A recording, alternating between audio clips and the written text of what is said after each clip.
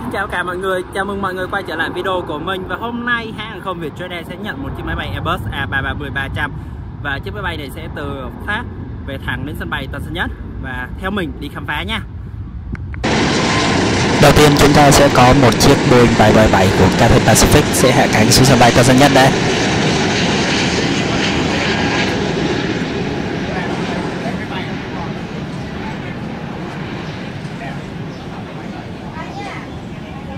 Và ngay sau khi chiếc Boeing 737-300ER hạ cánh xuống đường băng 25 phải thì ở ngay đường băng 25 trái chúng ta có một chiếc Airbus A321. Và đố mọi người biết chiếc Airbus này có cái gì đặc biệt đấy.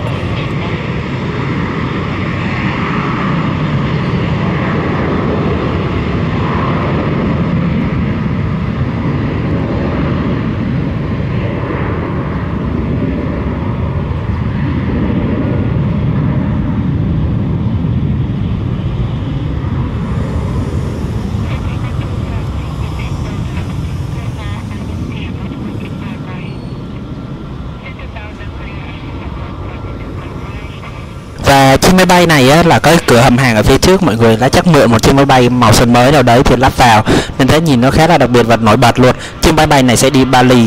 Và bây giờ thì trở lại đường băng 25 phải nơi chúng ta có chiếc Airbus A321 của hãng hàng không Vietravel. Chiếc máy bay với màu sơn từ ngày đầu của hãng và đang hạ cánh xuống sân bay Tân Sơn Nhất.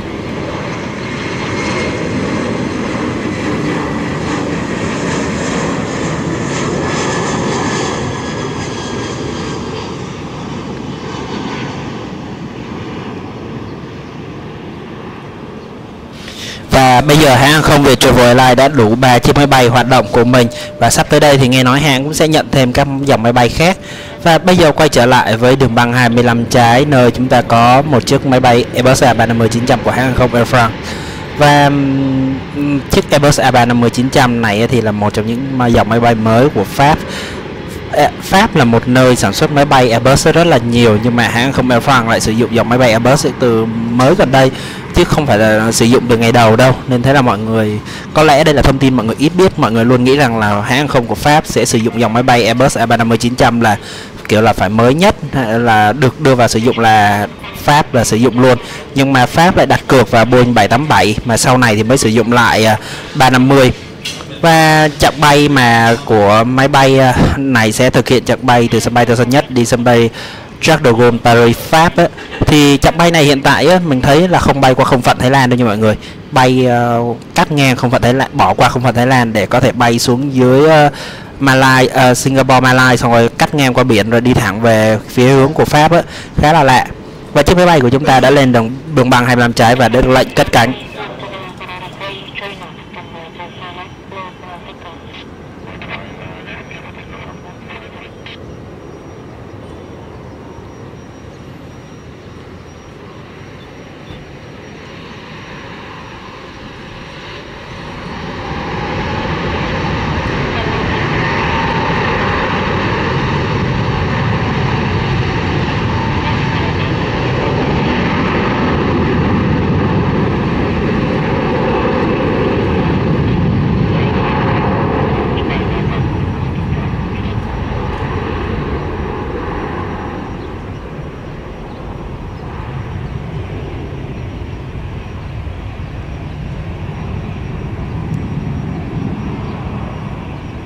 Và ngay sau khi chiếc Airbus A350-900 của hãng không Air France cất cánh rời khỏi sân bay Tân Sơn Nhất ấy, thì chúng ta sẽ tới nhân vật chính ngày hôm nay ở đường băng 25 phải, nơi chiếc máy bay Airbus A330-300 của hãng không Vietjet. Chiếc máy bay này sẽ thực hiện chặng bay từ Paris Orly, là một trong những sân bay của Paris Pháp, về đến sân bay Tân Sơn Nhất. Và chiếc máy bay này sẽ thực hiện chặng bay khoảng 12 tiếng 30 phút để từ sân bay đó của Pháp về đến sân bay Tân Sơn Nhất. Và chiếc máy bay này chắc là bay không tải nha mọi người.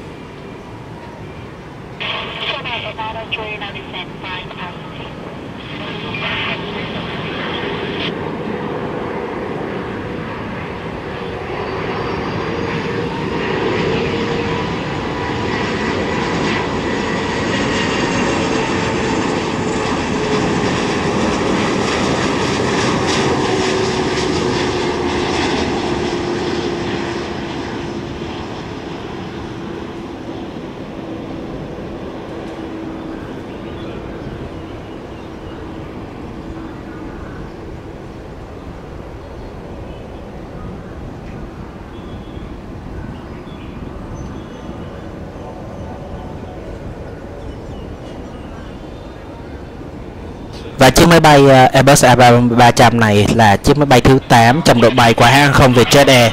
Và quay trở lại ngay đường băng 25 phải thôi, chúng ta có một chiếc Boeing 737 của hãng Siemens cũng đang bước vào hạ cánh.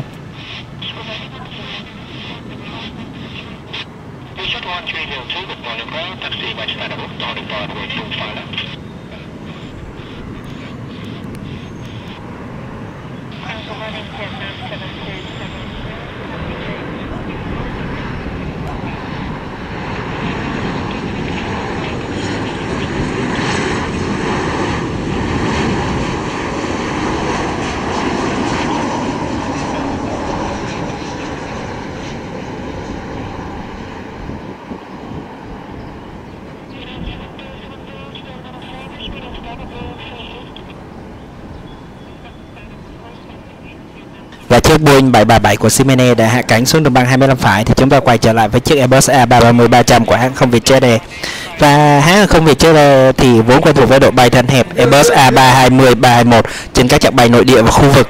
Và khi mà Vietjet nhận gã khổng lồ Airbus A330-300 là một bước đi đầy táo bạo. Những chiếc Airbus A330-300 đầu tiên gia nhập hãng không Vietjet Air từ năm 2011 mang theo sứ mệnh thực hiện hóa các chặng bay đường dài của hãng. Và hiện tại thì các máy bay được trang bị động cơ Rolls-Royce Trent 700 mạnh mẽ, đáng tin cậy.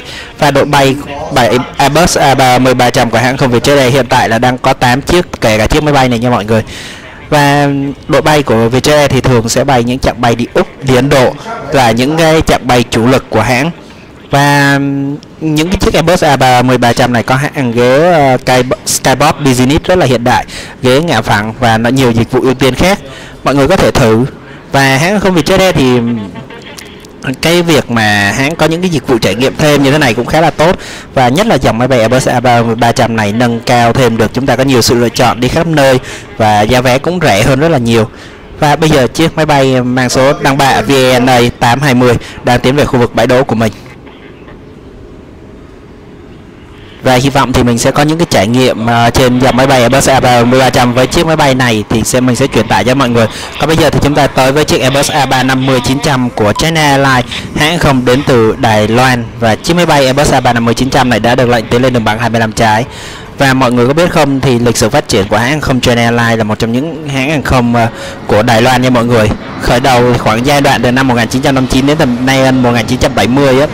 Thì hãng này thành lập ngày 16 tháng 12 năm 1959 bởi một sĩ quan không quân đã nghỉ hưu. Và bây giờ thì đó là một hãng hàng không rất là lớn mạnh trong khu vực. Và bây giờ chiếc máy bay của chúng ta đã được lệnh cất cánh rời khỏi sân bay Tân Sơn Nhất.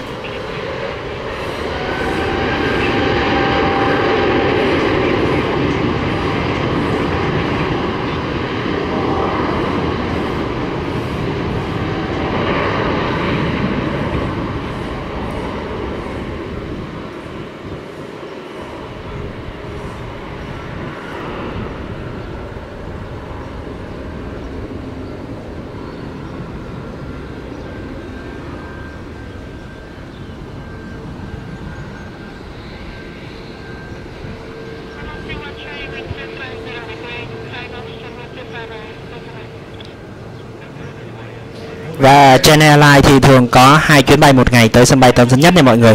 Còn quay trở lại với chiếc Airbus A330-300 của chúng ta thì đang các công tác đón chiếc máy bay này và kiểm tra chiếc máy bay này thì cũng đã được tiến hành rất là nhanh chóng. Và có thể sẽ trong đêm nay hoặc ngày mai thì chiếc máy bay này sẽ được đưa vào vận hành khai thác luôn. Hãng hàng không Vietjet Air là một trong những hãng hàng không rất là nổi tiếng về việc nhận máy bay và sẽ đưa vào khai thác luôn, chứ không để chiếc máy bay này phải nằm đất quá là lâu. Còn đây là chiếc Airbus A321 của Bamboo Airways từ Hà Nội về đến sân bay Tân Sơn Nhất đang bước vào hạ cánh.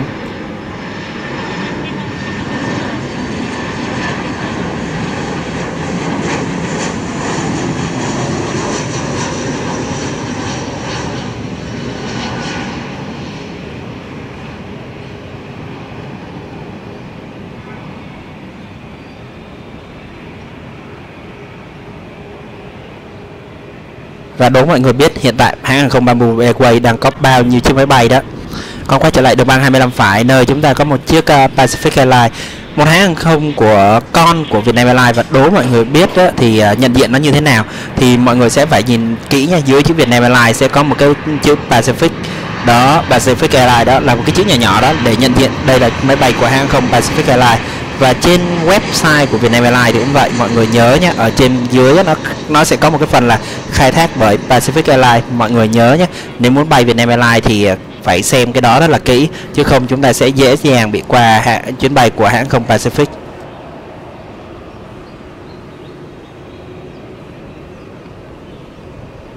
Và bây giờ thì hãng không, mình nghĩ là hãng không Vietjet Air thì đang có khoảng 117 chiếc máy bay, thì mình dự đoán thế thôi, để mình có thể kiểm chứng lại vấn đề này thì mình sẽ cung cấp lại cho mọi người.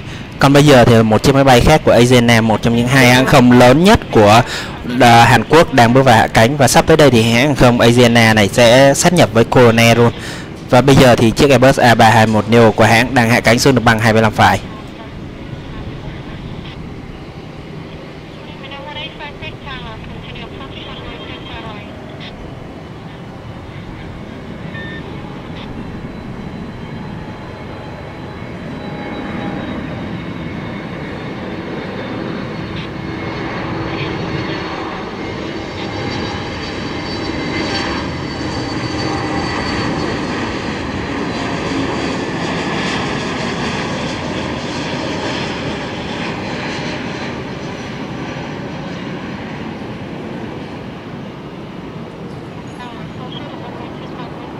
Vào buổi trưa ngày hôm nay thì điều kiện thời tiết gió rất là mạnh ở sân bay Tân Sơn Nhất, gió có thể giật lên đến 10 knot, nên thế rất là mạnh luôn. Các máy bay đáp cũng khá là khó khăn. Còn đây là một chiếc máy bay khác của hãng không Vietjet Air, chiếc Airbus A300 này có sticker Coca-Cola, và chiếc máy bay này sẽ thực hiện một chặng bay từ sân bay Tân Sơn Nhất đi Úc. Và mọi người biết không, hãng không Vietjet Air với đội bay Airbus A300 cũng rất là chú trọng với chặng bay đi Úc này á. Giá đó là cả vài trăm và giờ bay cũng khá là đẹp đấy, tùy lúc nhé, nhưng mà delay thì chưa biết được.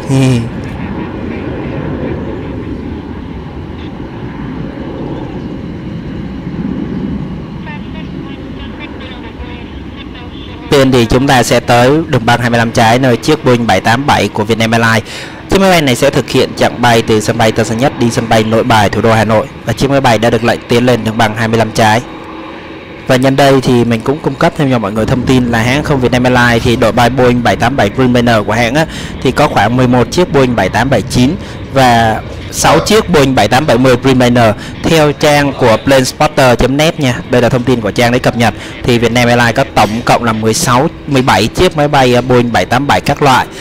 Và đội bay Boeing 787 cũng là một đội bay rất là sặc sỡ của Vietnam Airlines, với hình báo Nhân dân kỷ niệm 100 năm thành lập cách mạng báo chí Việt Nam này, hoặc là chiếc máy bay có dán hình con chim lạc, cũng là một trong những chiếc máy bay khá là nổi bật của đội bay Boeing 787 cũng như là của Vietnam Airlines bay ra quốc tế. Và ngay phía sau đó mọi người thấy khu vực hang ga đó có một cái đuôi lòi ra, đó là chiếc máy bay Boeing 787 dán hình con chim lạc các mọi người. Và bây giờ quay trở lại với chiếc máy bay Boeing 787 đang trên đường băng 25 trái đã được lệnh cất cánh rời khỏi sân bay Tân Sơn Nhất hướng về sân bay Nội Bài, Hà Nội.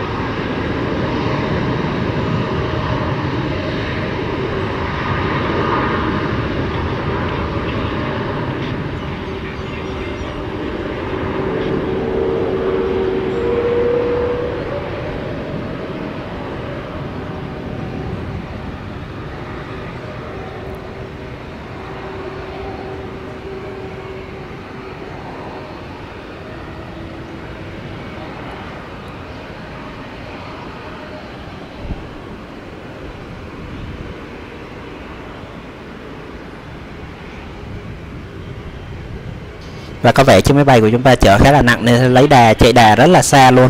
Quay trở lại ngay đường băng 25 trái thôi, chúng ta có chiếc Airbus A300 của hãng không Vietjet Air. Chiếc máy bay này sẽ thực hiện chặng bay đi Melbourne, Úc, và chiếc máy bay này dán sticker Coca-Cola.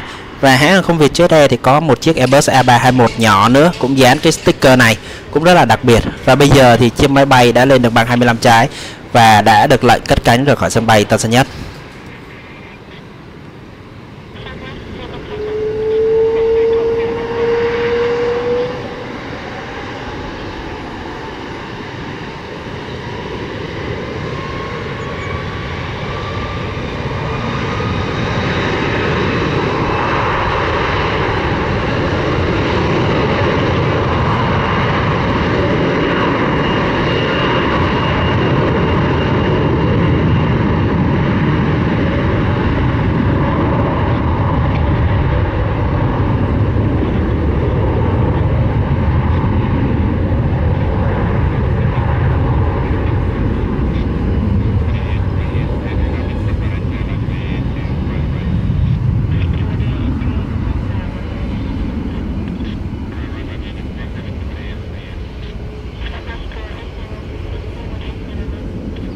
Và chiếc máy bay của chúng ta đã cất cánh rời khỏi đường băng 25 trái sân bay Tân Sơn Nhất.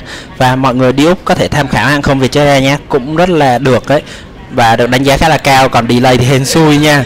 Còn quay trở lại đường băng 25 trái nơi chúng ta có chiếc Boeing 777-300 của hàng không Cathay Pacific. Chiếc máy bay này gần 20 năm tuổi rồi. Chiếc máy bay này là dòng máy bay Boeing 777-300 chứ không phải là dòng máy bay EA 777-300 EA đâu nha mọi người. Chiếc máy bay này có cấu hình là 42 ghế khoang hạng thương gia và 396 ghế khoang hạng phổ thông với 2 động cơ Rolls-Royce. Và chiếc máy bay này sẽ thực hiện chặng bay từ sân bay Tân Sơn Nhất đi sân bay Hồng Kông, Trung Quốc. Và chiếc máy bay này để đặc biệt là có chữ Cathay Pacific sơn theo kiểu mới nên cái chữ nó sẽ to hơn, màu thân màu sẽ màu trắng hơn, và cái đuôi đó là logo, nó nhìn nó sắc nét đẹp hơn. Và sử dụng động cơ Rolls-Royce nên thế là chiếc máy bay nhìn cái động cơ cũng khá là vừa phải chứ không mới to như động cơ GE.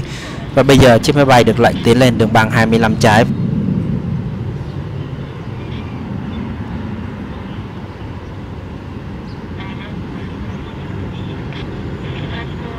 Nhưng mà chiếc máy bay của chúng ta không được lệnh cất cánh luôn mà phải dừng chờ hai chiếc máy bay ATR-72-500 về hạ cánh. Đầu tiên là một chiếc máy bay ATR-72-500 của Air Cambodia, hãng không đến từ Campuchia, và chiếc máy bay ATR-72-500 này có vẻ là của hãng mua lại của hãng không Vasco á, chưa sơn màu thôi, họ xóa logo của Vasco thôi. Và chiếc máy bay đang bước vào hạ cánh ở đường băng 25 phải.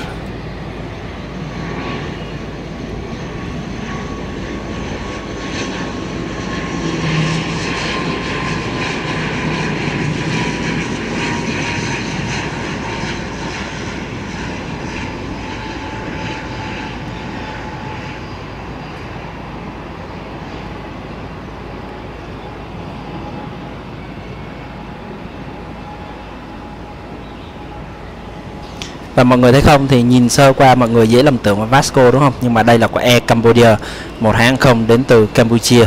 Và chiếc máy bay hạ cánh xuống đường băng 25 phải rồi thì chiếc Boeing 777-300 ER của Cathay Pacific vẫn phải dừng chờ ở đây. Và chiếc máy bay đang phải dừng chờ một chiếc ATR-72-500 khác của Vasco thực hiện chặng bay từ sân bay Côn Đảo về đến sân bay Tân Sơn Nhất. Và hiện tại thì gió cũng đang khá mạnh nên các máy bay đáp cũng khó khăn, nhất là các dòng máy bay cánh quạt.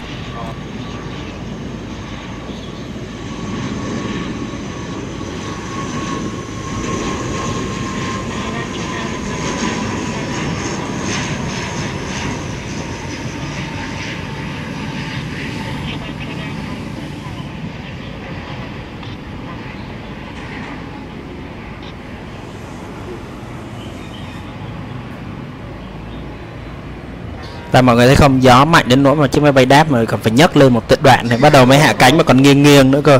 Và gió ở sân bay Tân Sơn Nhất rất là mạnh luôn mọi người. Và bây giờ thì ở đường băng 25 trái, chiếc Boeing 777-300 của Cathay Pacific được lệnh cất cánh.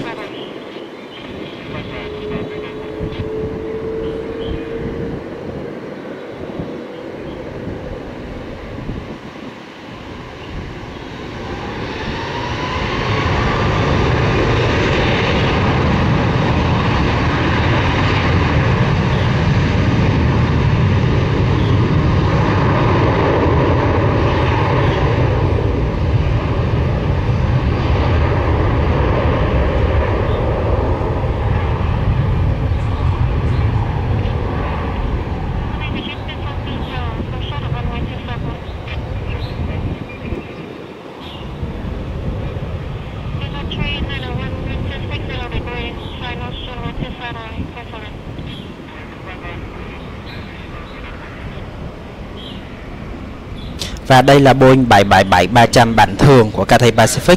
Và điểm khác biệt so với bản Boeing 777-300 ER là nói chung là tầm bay thì nó sẽ bị ngắn hơn khoảng 2.000 km. Và trọng lượng tối đa cất cánh thì cũng sẽ nhỏ hơn với bản ER nha mọi người.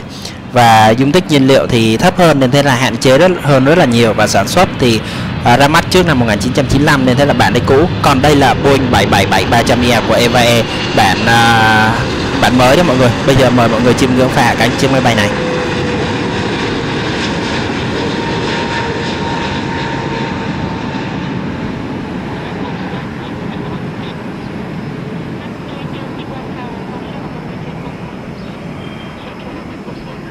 và để video sau mình sẽ nêu rõ hơn về điểm khác biệt của hai dòng máy bay này nhé. Còn bây giờ video đến đây là kết thúc rồi, cũng cảm ơn mọi người đã quan tâm theo dõi. Còn bây giờ xin chào và hẹn gặp lại.